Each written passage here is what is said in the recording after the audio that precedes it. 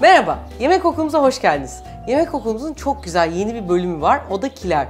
Yani böyle yapıp kileri atıp bütün yıl yiyebileceğimiz mevsimin güzellikleriyle yapılabilecek muhteşem lezzetler. Şimdi ne zamanı? Kütür kütür erik zamanı. Bundan çok lezzetli bir turşu yapacağız.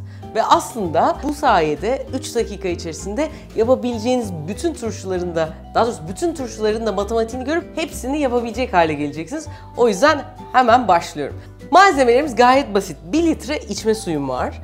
Tam böyle çocukluğumuzun tek olan çay bardağı, en küçük çay bardağı sirkem var. Deniz tuzum var. 3 çorba kaşığı kullanacağım. Biraz kuru nohut, birazcık dereotu, 1 kilo da kütür kütür erik. Unutmuşuz, sarımsağı alayım. Bir de tabii ki sarımsağımız var, bu kadarını kullanmayacağız. Buradan 3 diş falan her bir kavanoza toplam 5-6 adet lazım. Şimdi 1 litre suya sirkeyi koyuyoruz. Bu belki yaşı işte 30'un üzerinde olanlar hatırlarlar. Adile Naşit, Münir Özkul işte turşu sirkeden mi limon suyundan mı güzel olur diye. İkisinden de güzel oluyor. Bunu sirkeyle yapalım.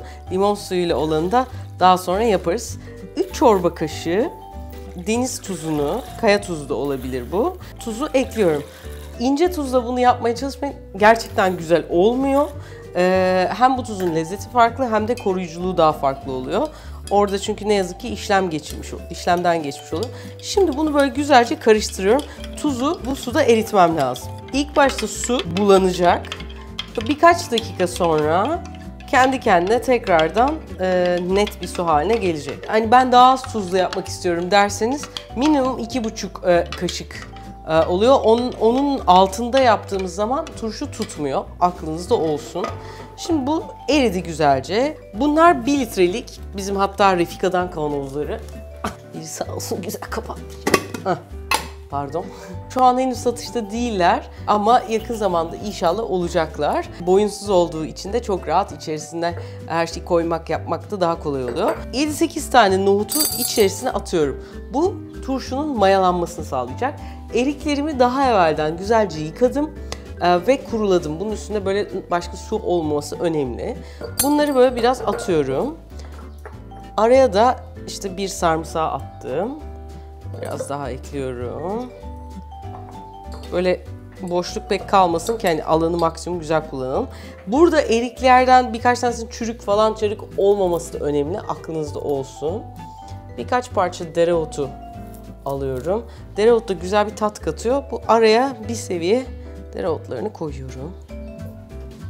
Bir tane daha sarımsak ekliyorum. Sonra iyi bir turşunun sıkı sıkı olması önemli. Erik tabii bir yere kadar izin veriyor.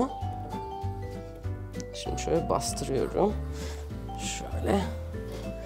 1-2 tane daha nohut ekledim. Üzerine birazcık daha dereotu koyuyorum. Ve demin mesela hiç net olmayan suyum şimdi gayet berrak. Bu şekilde ekliyorum. Burada suyun içme suyu olması da önemli. Çünkü suyun tadı da turşunun tadını çok etkiliyor. Sonuna kadar doldurduk. Bu dereotlarını da iyice içerisine bastırıyorum. Bunlar da şimdi zaten girdiler. Kapakla da iyice aşağı inecekler. Artık turşum hazır. Ağzını iyice kapattım. Kavanozu bu arada daha evvelden kaynattım ve çok güzel sterilize ettim. Kaynar sudan sonra kuruttum. Ve bu şekilde sıkı sıkı kapattıktan sonra karanlık bir yerde 10 gün içerisinde 10-12 günde erik turşusu yemeğe hazır olacak.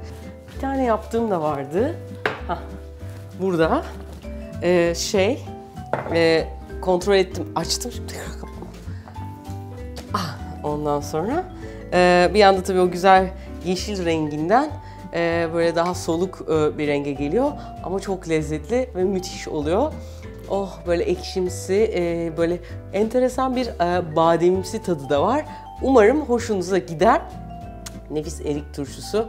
Bu aslında son 10 günü falan, 10-15 günü yapmak için yaptınız.